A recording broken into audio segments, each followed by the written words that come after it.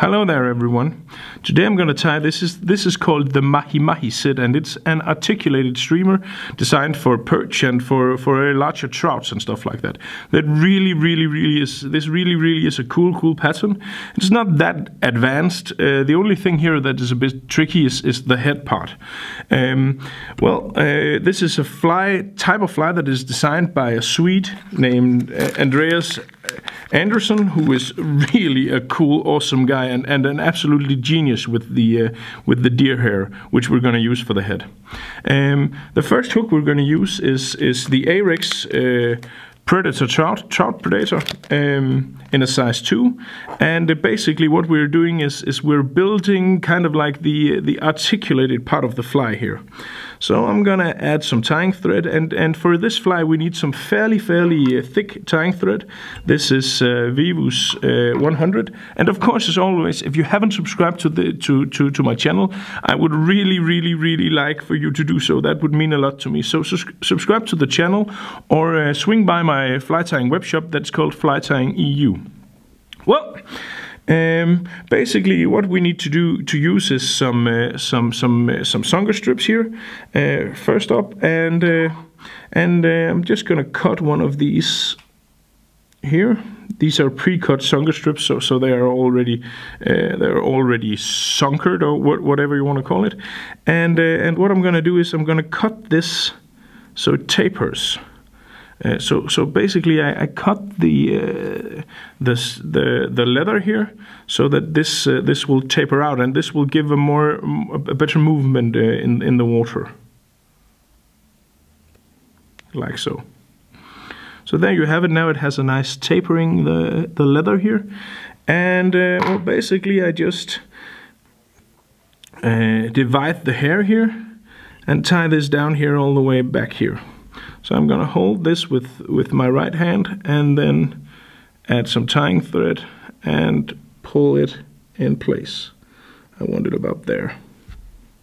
So the reason I'm using this heavy tying thread, this 100 DN GSP thread, is because of the deer hair, which we're gonna use later on, and in order not to cut those off, then this is a good option. So I'm just applying some thread here, like so, and then I'm gonna fold this backwards over here, and I'm gonna build some tying thread up towards the leather of the sunker here, so it's gonna stay pointing backwards like that. Then I'm gonna take some polar reflector flash, and a nice body material. Really an amazing amount of material you get for your monies, and I'm just gonna cut some of that off, maybe 20 centimeters or so. We're gonna use this on both parts of the fly here. So 20-25 centimeters should definitely cover you, like so. Just add some tying thread all the way up here. The first part here is fairly simple, and it's basically just the part that is gonna have all the movement. And of course, this is a type of a fly, so feel free to do this fly in any color you like. This is called the Mahi because it has the colors of the Dorado, the saltwater fish Dorado, and it's some nice colors. So basically, I just turn this polar reflector flash here exactly like a hackle, and I fold the fibers here back every time I turn, like so. I'm really looking forward to trying this out for sea trouts in Denmark, in the Danish rivers and stuff, like that. And then basically you have your body here made from these polar reflector flash fibers, like that. Truly awesome material. Comes in a lot of different very cool colors. Then I'm gonna try to fold the material here, not the hackle fibers, but the reflector flash fibers, and then I'm gonna turn my sunker wing like that, and then I'm gonna hold this back and then tie on top of all the hairs here, because that will give the fly here the correct tapering, because the striations and stuff like that will look better than if you just divide the hairs again and cut that off.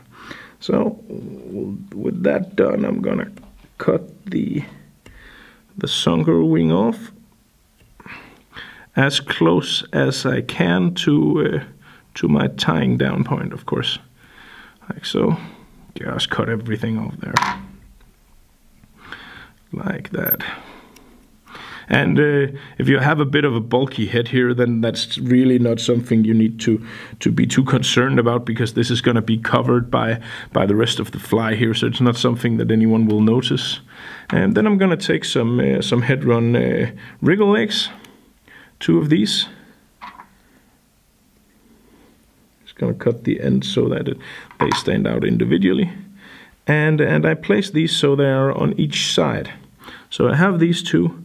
And then I just make sure they're about the same length, and I place them on top here, and then I tie them down so they are sticking out on each side, like that. So you see the wriggle legs here are coming down on each side.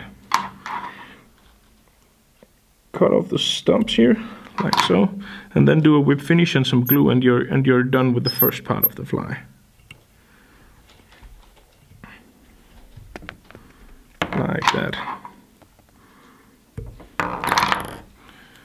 Just gonna give this a bit of super glue to make sure that it stays there. So, well, basically that was the tail part of the fly here, and now we're gonna switch and we're gonna change the hook also.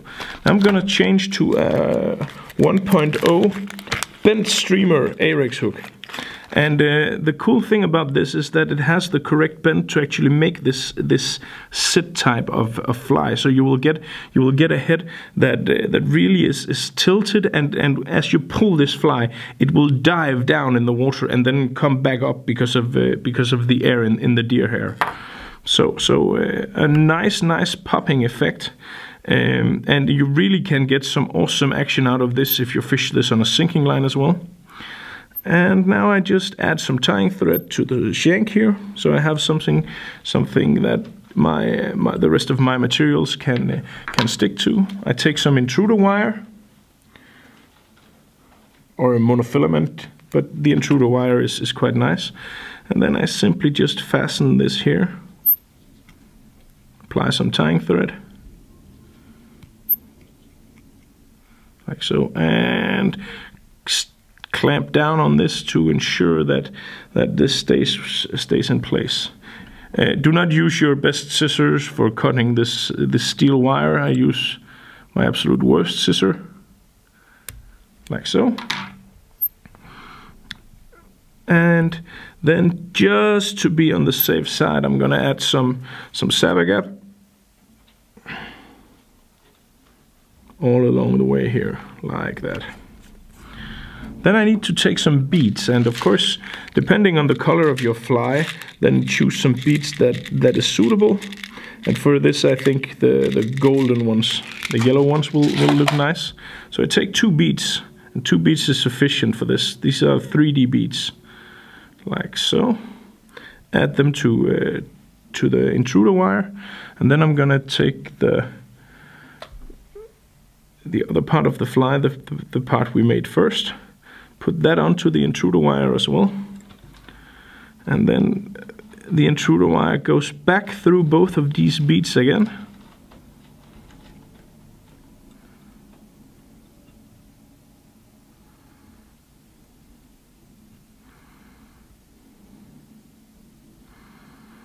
and then I pull it so that the fly has the desired length, like this. And because the super glue is not completely dry, it will keep acting and simply just fasten everything and keep everything down where I want it to be, like so.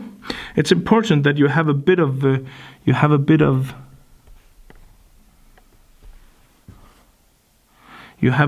room to spare up here towards the head, so you You need to have about a couple of millimeters on the straight part of the hook shank as well. See, like that. So I have about that space there to tie on for the popper head, for the deer hair head. Like so, and then it's basically rinse and repeat from before. I take some songer.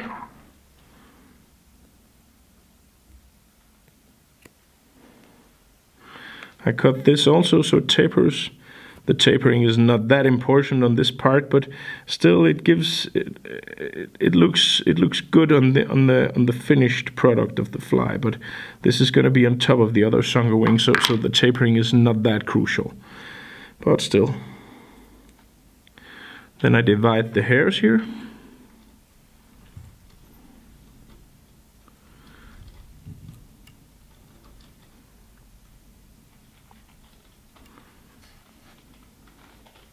Tie down my songer wing. Apply some pressure to make sure it stays in place, like so. Then fold it backwards once more, like I did on the tail part. Tie up to the material here, and then I add a some new turns of the polar reflector flash.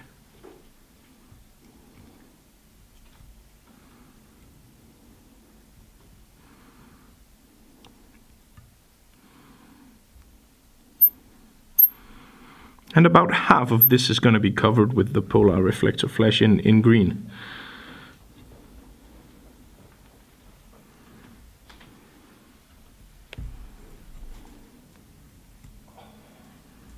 Again, I keep folding the fibers of the reflector flash backwards.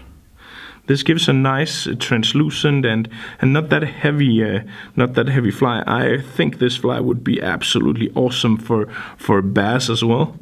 Probably you could use this for saltwater fishing as well, like so.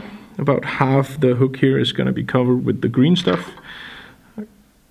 Cut off the green one, and then I take a small piece of reddish to imitate gills and to give some contrast.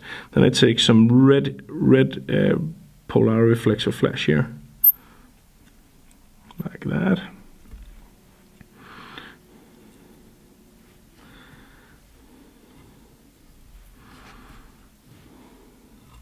Again, simply just turn this as a hackle.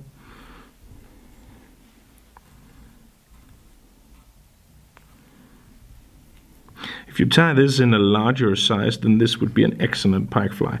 And the guy who I saw tie this exact pattern is called Søren. He works with Erics, and I went fishing with him, and he used this for pike and had quite a lot of success with exactly this pattern for pike. So of course then you need to upscale the sizes.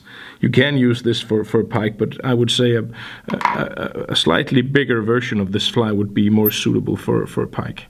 Like so, and then I have the contrast here. I'm going to take and fold all the materials here down to the sides, on both sides, like so, before I take my songer here. And again, as before,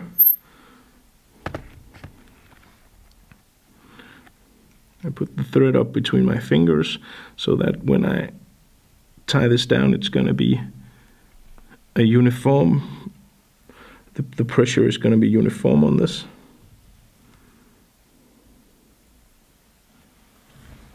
Like that.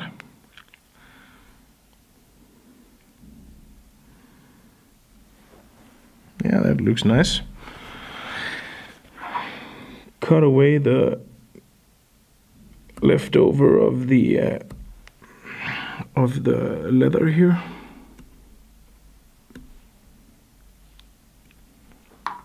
I see I'm come a bit too far ahead, so I'm just going to tie a bit further behind here, just on top of the songer.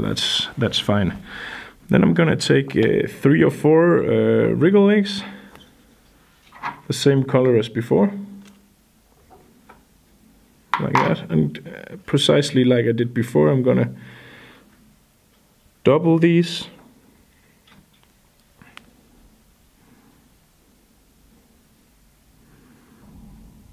And add them so they are gonna be on either side of the fly.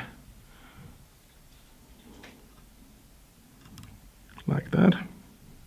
Give them a few turns of the tying thread and cut them off. And basically all the easy part of the fly is now done. Now we need to do all the fun stuff, all the things that makes this fly unique. So I'm just gonna cover the front here with some tying thread. Make sure I have a sound, a safe and sound layer of tying thread to have my deer hair on top of, like so. And then I'm gonna take my deer hair, and for this you need the deer hair belly. The key to making this fly look good is to first of all to have a big bundle in the beginning, because I want a lot of these, a lot of the tips of these of this first bundle to be kind of like looking kind of like a hackle. So I take a fairly large bundle of deer hair, and then I need to prepare these. So I use my CF Design comb here to simply to prepare them, to brush out all that crap that is in between these hairs here, because that will interfere with the shaping of the head. So I brush out everything I can of this, and then what I need to do is I need to get my deer hair tied down so the tips are the right length. I would say mine should be about the same length as down to where the hook ends. And then when you place these, you need to place them up on top here, but you need to divide them so that they are evenly distributed all the way around the fly here. So I push it down and then I hold it, so I'm fairly certain it's covering all the way around my fly here. And that takes a bit of practice. Then I make 2 loose turns, simply 2 loose turns before I press down to make sure that all my deer hair is covered, and then I push slowly so my deer hair stands out, and I can see this is distributed evenly all the way around. And to make sure it stays in place, I simply just add some more tying threads while wriggling the thread. So, and it's crucial that you do not get any of the hairs entangled, like so. And there you can see I have all these nice ends pointing backwards, all the stumps pointing forward. And then I hold all this back here.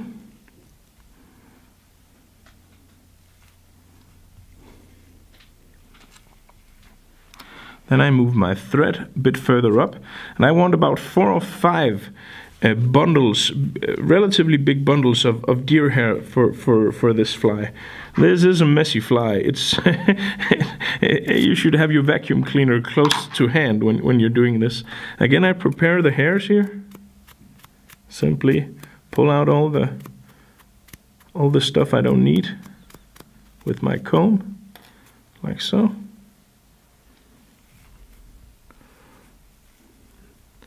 Then again, I try to distribute this as much as possible all the way around, and now it's getting tricky to hold everything in place. Then I make 1, 2 loose turns before I was about to entangle some there, but I didn't, luckily.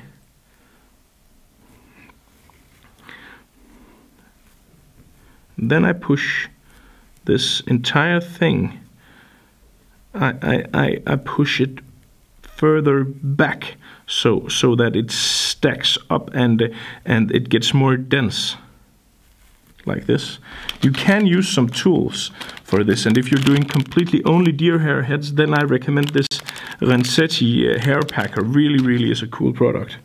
But for this, I don't need it for this. But if I was going to tie a bomber or something like that, then I definitely would use one of those tools. Like so. Then I take another bundle of deer hair.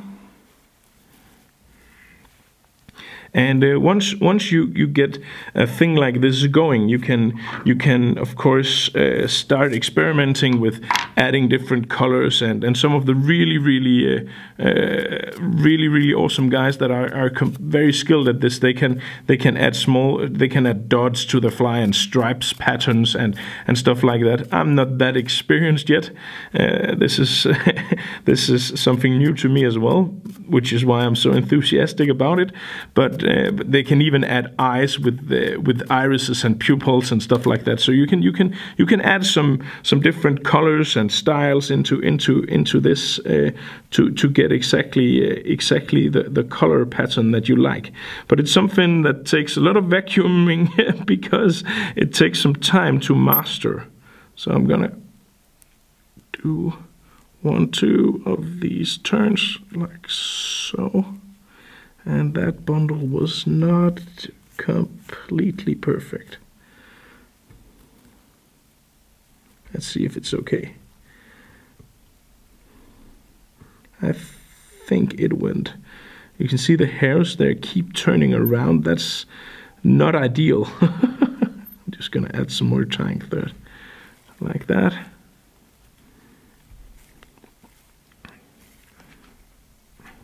Like so. I'm gonna fold this backwards, and then I'm gonna really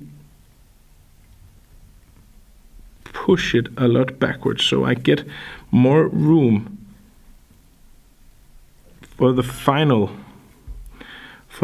bundle of deer hair.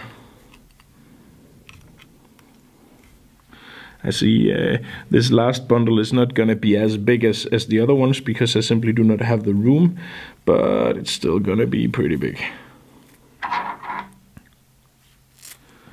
And that's of course something you have to adjust, and simply something you have to get the feel of exactly how big a bundle of deer hair you can use and stuff like that. From actually, yeah, well, the only way to do that is actually to just simply get some experience, tie some flies.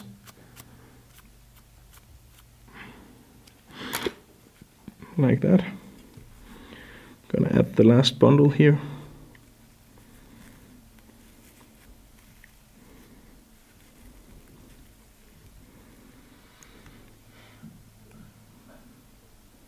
One, two, and then I'm gonna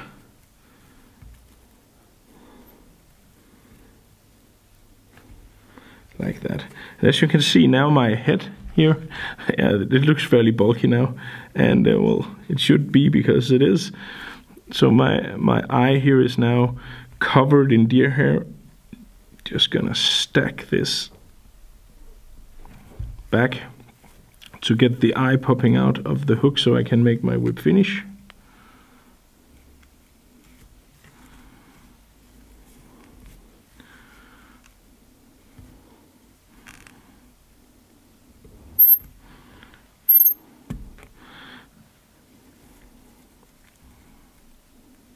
I'm gonna make the whip finish like that.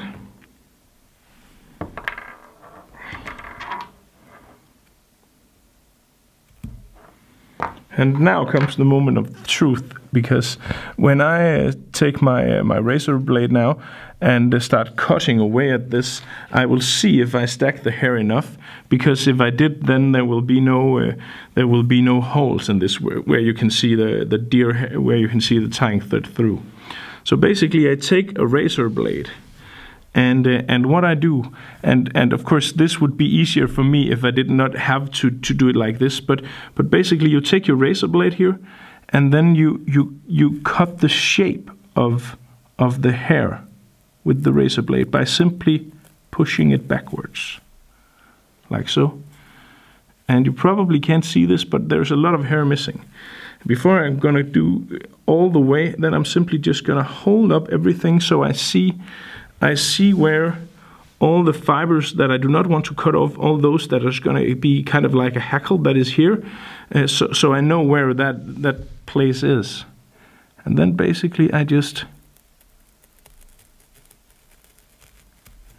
cut away with my razor. And then to do this properly, it's important that your vise is aligned correctly.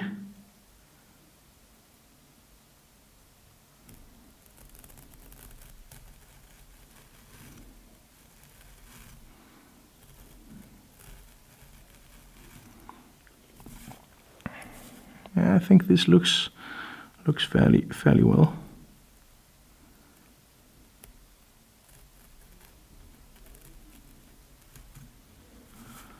Like so. So as you can see now, I have the top part of this is now cut off. Then of course I need to do that on the underside as well. And I take my razor and I simply just make sure the angle is straight.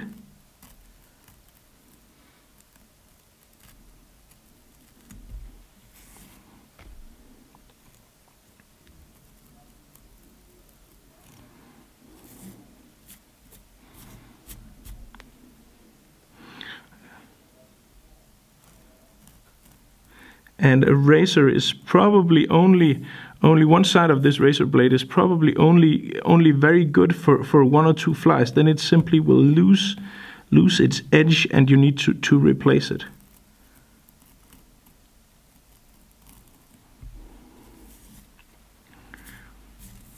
Like so. So now I have a pretty weird looking fly because I have no hairs underneath and only hairs sticking out the sides. If you can see that. And then I'm gonna cut the sides of this by simply again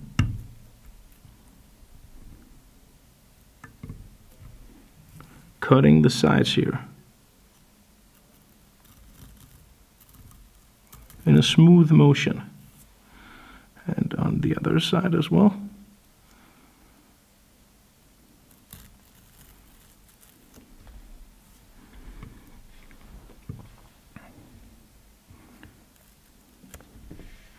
Like that, and I can see mine is not is a bit thicker on one side than on the other, so I simply just adjust with my razor to give this fly the exact shape of the head that I want.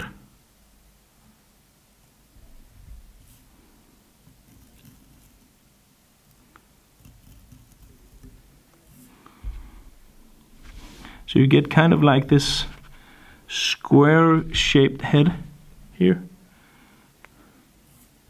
which is the key element of this fly.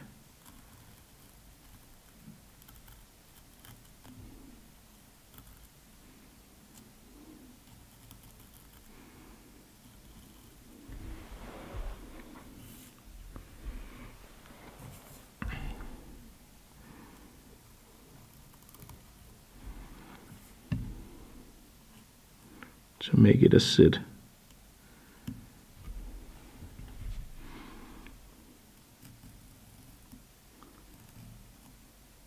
And simply just adjust along the way.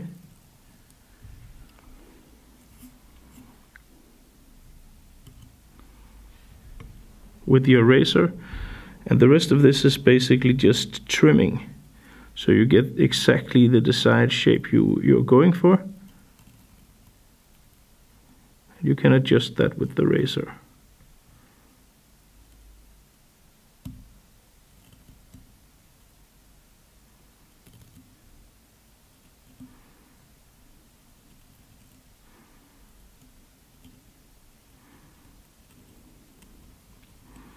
This part is the part that takes the most practice.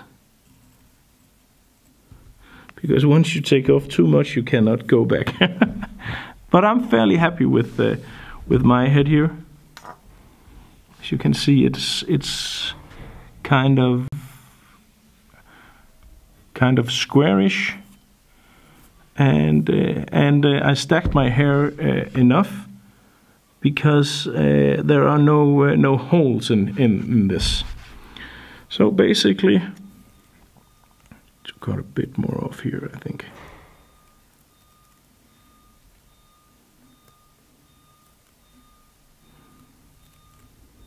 Like that. And now you will have the head part here that will make the fly dive every time you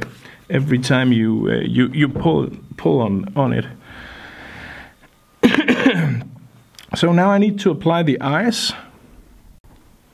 And for this fly, I'm gonna use these new, very awesome Attitude eyes from Pro Sportsfisher, because, well, basically this fly looks exactly like it was made for this.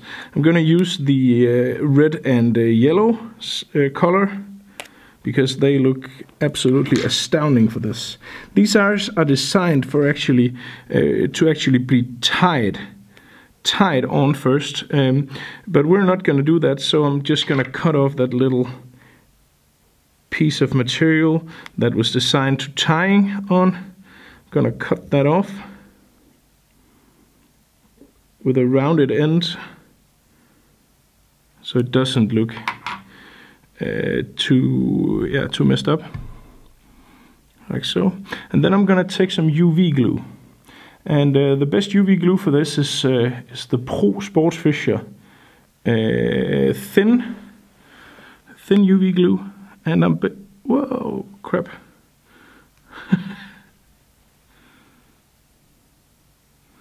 And I'm just gonna add a small amount of glue here, and this will sink into my deer hair,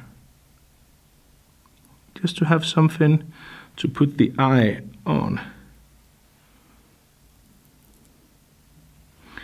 Then I'm going to use my glue here to adjust the eye, the placing of the eye.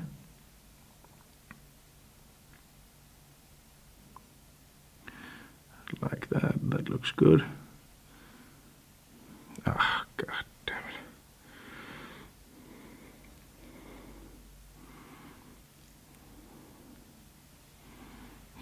it. Annoying. My tip just fell off. Never mind, I can place it with just the tip like so, and then shine the UV light on so it stays there. And there you see the eye. It looks absolutely wicked.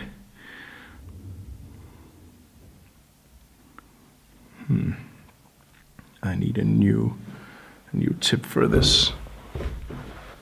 Let me see what I have here. Oh, that is the builder. Oh, we're gonna do it without the tip then.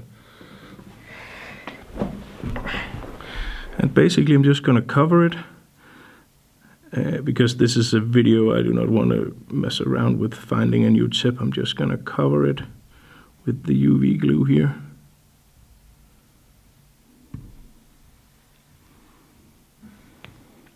Shine the light on again, and then rinse and repeat on the other side. Take your eye,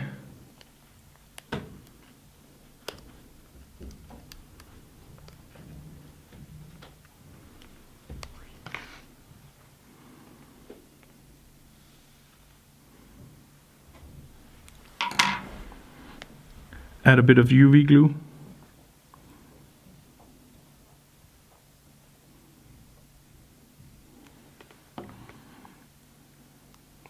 And I have glue all over now.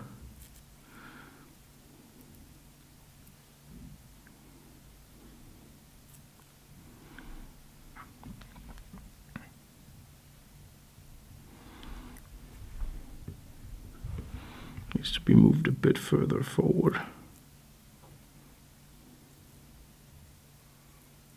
to be in line with the other one.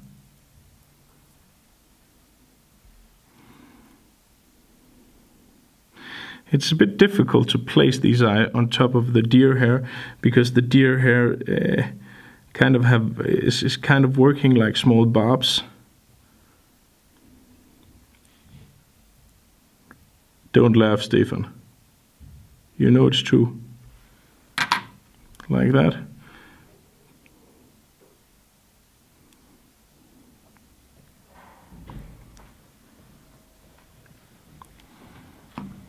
Then I will shine my light here, like so. And then basically I'm gonna cover the entire head here in UV glue to make sure that this is as durable as possible. It will stand some abuse. For that I'm gonna level it, like so. And then add some UV glue to the top part of the head as well. And because it's this is a thin UV glue, it will simply soak into the head and make this fly durable.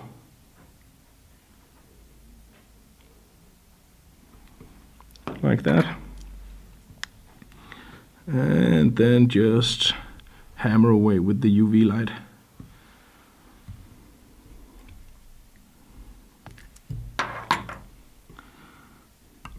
And of course, this is how it's gonna look when the hook is in vertical, and you will have this amazingly alive fly that will dive a lot out in the water and really gives a lot of action with the tail part just hammering away in the current or in the water, and well, basically you're done. So this is a cool fly. Takes a bit of practice and give it a go. It really is an awesome pattern. And as I said, do it in any colors you like. I have all the materials and a full fly tying kit for this fly on my website as always, flytying.eu. You can just search for Mahi on the page and you will find the complete material kit for this. Also, I would really be happy and thrilled if you would subscribe to my channel. That would mean a lot to me. So, well, I think that was it. Thank you for watching and, well, good luck fishing.